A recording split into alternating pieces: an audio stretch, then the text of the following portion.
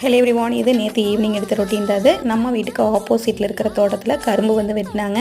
கேட்கவா வேணும், ஊருக்குள்ளே எதையும் விடுறதில்ல, கடலக்காய், தர்பூசணி பழம், கரும்புன்னு எல்லாத்தையும் கேட்டே வந்து வாங்கிட்டு வந்துடுவோம். ஸோ வந்து அவங்களும் வந்து கொடுத்துருவாங்க.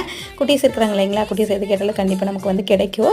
ஸோ பொதுவாகவே கிராமத்தில் இது போல் கேட்டோம் அப்படின்னாவே கண்டிப்பாக வந்து கொடுத்துருவாங்க. யாரும் இல்லைன்னு சொல்ல மாட்டாங்க. அது குழந்தைங்க கேட்குறப்ப எதுவும் இல்லைன்னு சொல்ல போகிறது கிடையாது. ஸோ அப்போ குட்டீஸ் வந்து ஸ்கூல்லேருந்து ட்ராப் பண்ணிட்டு பிக்கப் பண்ணுறதுக்காக போகிறப்பவே கொடுத்துட்டோம் அப்படின்னா அடிச்சுட்டு வந்துடுவாங்க. அங்கேயே ஆழ்ந்த வேலையே கரும்பு அடிக்கிற கடை இருக்குது. அடிச்சுட்டு வந்ததும் போது போசி நிறைய இருக்குதுன்னு சொல்லிட்டு இப்போவே குடிச்சாக்கணும்னு ஒரே ரகலை. ஒரு ஆள் ஐஸ் க்யூப் எடுக்குது, ஒரு ஆள் லெமன் ஜூஸ் புளியுது, எல்லாம் கலந்து குடிக்கிறதுக்கும் வந்து ரெடி ஆயிடுச்சு. இதில் வந்து எனக்கு ஐஸ் க்யூப்ஸ் அதிகமாக வேணும், உனக்கு ஐஸ் க்யூப்ஸ் அதிகமாக வேணும்னு சண்டை வேறு.